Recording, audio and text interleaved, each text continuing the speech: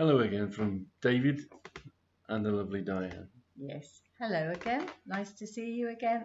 Uh, we've got a bit to tell you from our last video, which was about a week ago. Yeah, a bit of progress. I mean, we did say we were going to try to do one midweek, but I'll have another go this week. I do get sort of tied up with writing. I did my life story. It's been a bit taxing to say the least. But anyway, like you say, I'm getting there. Anyway, this week has been a very good week here in Australia. Today, I mean, we've been out today, but we're in at home now, and I believe that the temperature outside is about 37. 37, yeah. And it's heading up towards 38. Heading up, and it's about 4 o'clock in the afternoon. So not two of the hottest yet. Quite amazing, really, and from all the years we had of obviously living in the UK. Right. Anyway, let's get down to thing now. The books. As I mentioned to you last time, I've actually done a series now of 5 books, which are e-books. Now I've noticed these on Amazon, and that you can put these e-books on Kindle, and they're just short stories. They're not into a paperback or anything like that. They're just purely for the e-book market.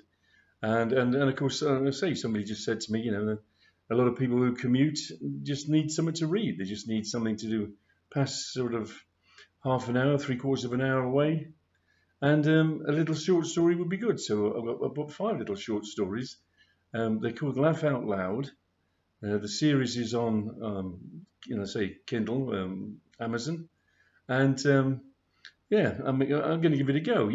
Let's see if this, helps to sort of promote my sort of ideas to become established author. Now, where am I with the rest of the stuff? Well, like I say, the books that I have, which is The Forgotten Children and Whatever Next, Pautia, and Sam Draper and Dark Light. I mean, I'm promoting them now through Facebook, and now I've also started to look at Instagram and this thing called X that used to be called Twitter. No idea about these things. I say I'm not of a generation that used to have anything to do with them. With work you had to do emails, so you got used to emails. But the rest is just totally new, and well, we're having a go, aren't we, kid? We're just, nothing ventured, nothing gained. So having a go. It has been a daunting though. It's very thinking of writing things and promoting them, and we've been told we've got to do them every week now. If we can promote these, which is our next task now, is to promote these videos, because we need to have more viewers on our channel, and of course anything that is you like, you press a little button, and then you share, you press a little button, and then you subscribe, press another little button, and basically this helps us to develop our sort of what we're trying to do. It seems to be essential to it, and we've got over now 400 followers on the PENNYMAN Facebook site, which I'm really pleased with. I'm chuffed as anything. To have so many sort of friends and followers it's just been absolutely marvellous. And of course, all I can hope for now is that it goes from the 400 to 500 and so forth and so forth. So we'll keep you posted on that as we keep now doing these on a nightly basis. Diane here is my PA. Put it a very nice thing. But what do you think of it so far? Do you reckon, is it an interesting thing we're doing, or is it, difficult? Yeah, I think it's like anything that you start out as new. You have to go over a lot of hurdles and hoops, and it's a bit like an assault course. And some things you get over, some things you've got to work your way around over, and that's just how we are. I can't explain it any more than that. It's just Yeah. there's, I say, we've tried to explain how some of the things like using Amazon and Yeah. everything else, Yeah. how that works, and ever so often we'll give you little tips like we said we Yeah. would do. Yeah. Little ideas But of. this is all part of the journey, so Yeah. that's what we thought we'd do. We thought we'd Yeah. show you Mm. the journey of an author. And it is interesting actually because we've been watching other people on Yeah. their journeys, not as authors, but as, say, Yeah. you know, a YouTuber Yeah. just developing their followers. Yeah. Their channel and Yeah, their. and that's It's, quite, it's challenging, but the main, I think the main word that me and David keep bouncing back and forth to each other is that consistency is the key word. yeah. Being consistent with your YouTube channel, consistent with your ads, Yeah. Absolutely. and consistent with Yeah. being, Yeah. you know, just keeping in touch Yeah. with your followers. Yeah. Which is, you know, we're quite willing to do, and it is, you know, it's something that we've got to do. So, you know, we'll keep you posted. Now art. This Now is he'll our resident artist he here, always isn't it? likes to bring me in a little bit, Well, so you which say I appreciate because this is helping me on my journey to start, you know, just developing myself as an artist. Right. So what have you got? What piece of art have you got to show us today? You may have noticed in the background, Elvis is in the building. Oh, Elvis is in the building again, Just behind us is a portrait of Elvis. Now, as I said before to you, that I'm not really, I don't think I'm a portrait artist, to be honest. And I go more for landscaping. Oh, landscapes, yeah. But at least you're willing to have a go, because this is what this is all about, isn't it? Yeah. And this is the whole idea of this is that, you know, I'm not a writer, you know, I'm a retired school teacher, but I'm going to give it a go. And then, you know, I think, you're an occupational therapist, yeah. not an artist, but Yeah. you're willing to give it a go. And that's, you know, exactly. just encouraging people to get more out of life. Exactly. You know, life is precious. It's lovely. Exactly what I was going to say is that, you know, you should all, if you had something or, you know, a dream or even something in your childhood or past, and you felt that you never achieved that, but you would like to have done, Yeah. then I think you should explore it further. Don't let those dreams die with you. Let them be tried at least. Oh yeah, give it a go. Just give it a go. Yeah. So anyway, what's the one you've got down there? I can see you hiding in. Yeah, so I've got this one, and like I said, I didn't, you know, it's not my natural talent, let's put it this way, but that is basically, there she is, little beauty. Oh, sorry. And I've seen that one before. Most people recognise this as the girl with the pearl earring. And it's my interpretation, it's not an exact copy. It was never meant to be. No, it's your sort of interpretation of it, isn't it? But as long as people can see that as, you know, who very good. It's supposed to represent. So, yeah, it is. Yeah, I think it's beautiful. There we go. Yeah, yeah. Now, on the book side, like I say, my autobiography, which I have completed it, and it's a thing where I suppose I'm at about 77,000 words. And it's taken me from you know, my birth to my retirement, and of course I've got my family, my mother, things like this, my father. They're key to obviously, you know, your own existence, and so that they're in there, and I'm trying to set the scene of how they married, and you know, before I was around, and then my two elder brothers, and so yeah, I'm sort of working on that, but you sort of, what you do is that you sort of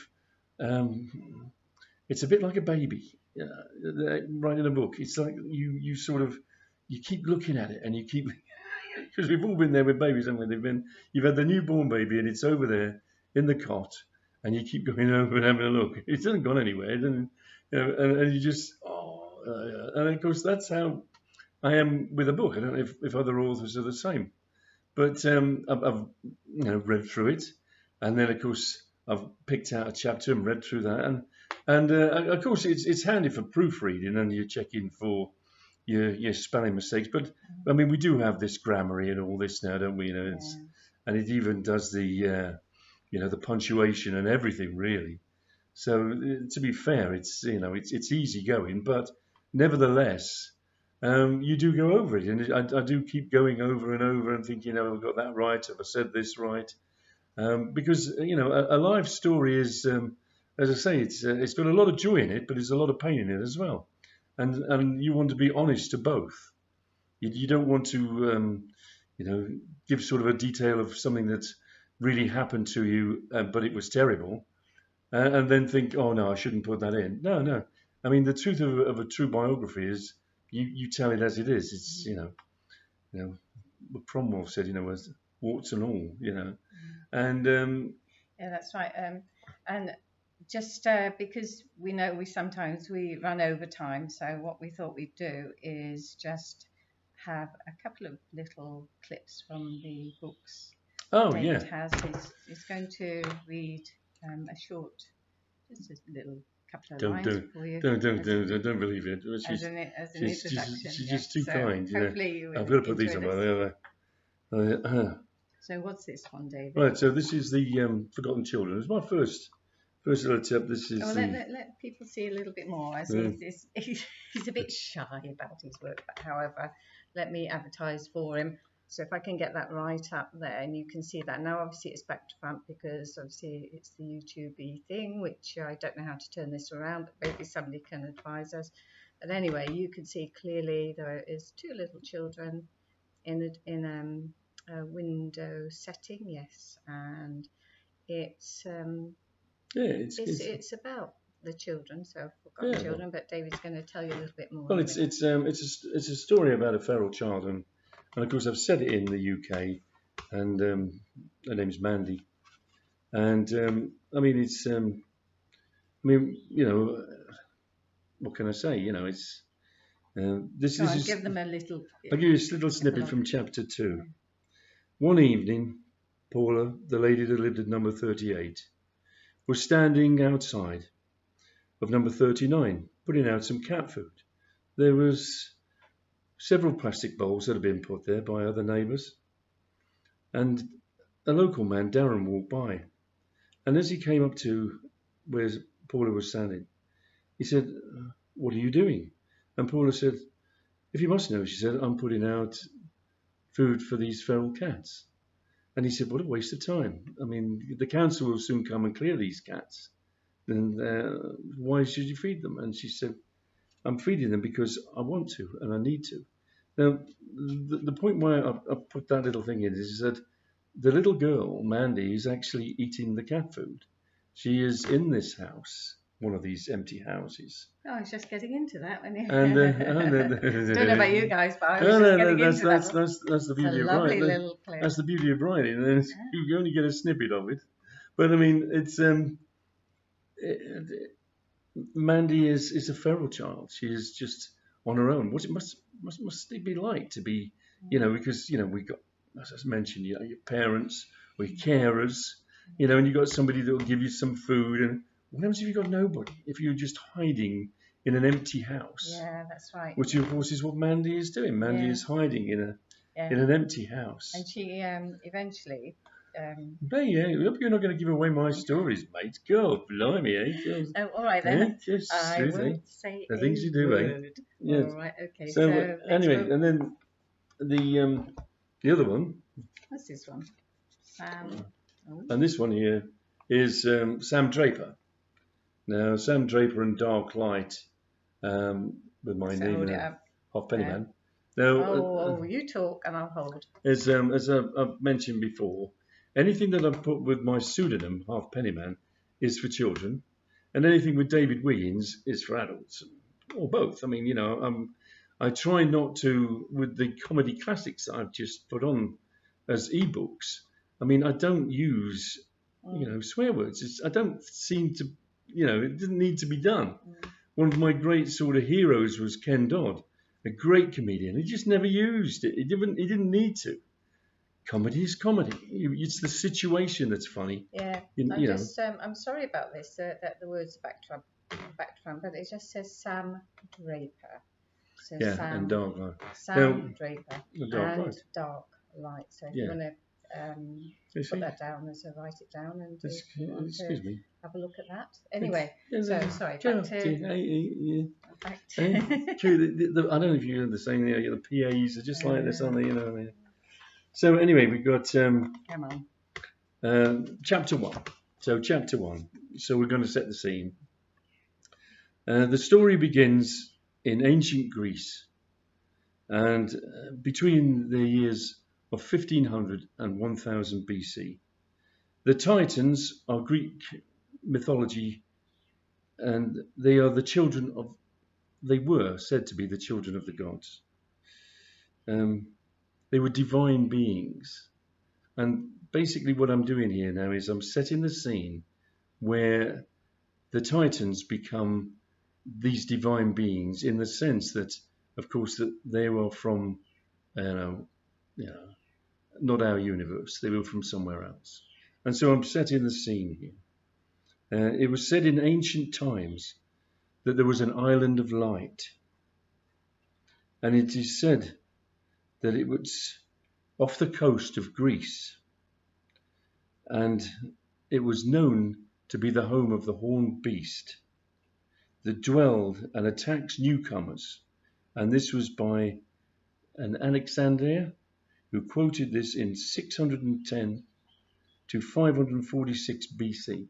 So, I've sort of set it in a... That's it. That's your snippet for today. I was just getting into that one as well. That's just snippets, mate. But I mean, it is. It's you've got to set the scene. You've got to, where we're going. Science fiction has just always been a favourite of mine. That's why, like I say, I thoroughly enjoyed writing that and using, my imagination of all the things, all the Doctor Who's and and the Star Treks and Star Wars. I think we're going to try and make this a shorter video because we do want more people to listen. Oh yes. We're hoping that you're enjoying these little I think she's trying to say it's time to wind up. Yeah, it's time to wind up. Really. It's time to wind up. Yeah. In other words, she's getting very hot, and I say the temperature now, I believe, looking down on my screen here, it says it's 38. 38, and we are roasting. I know we look like cool dudes, but we are we are just wow, yeah, so hot, but we come across well. I know. Oh, good on you, kid. I mean, we can do this. But anyway, thank you very much. Oh, and by the way, it's the birthday girl today. Oh yeah, so, my birthday. Happy birthday! That's another reason why we might be cutting this a little bit short. Sorry. Yeah, fair enough. But it's great time, great experience. Yeah, keep following us and keep subscribing and keep liking. You're doing an amazing job. Like I say, thank you very much. We're over and above the 400 and you have helped us get there. We cannot say thank you enough to you. I'll say thank you enough. Anyway, I'm going to say thank you and goodbye till next time. Yeah, God bless. Bye.